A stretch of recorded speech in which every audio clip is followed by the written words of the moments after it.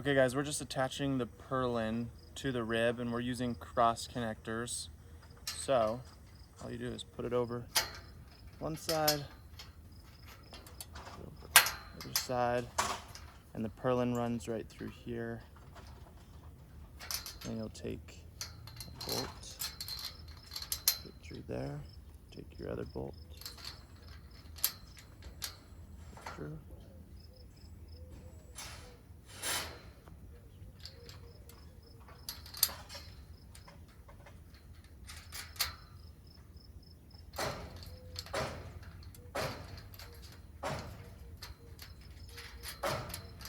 Just like that.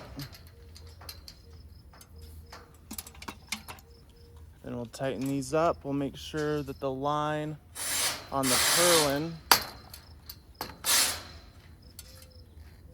is lined up with the rib and that it's the right height. There we go.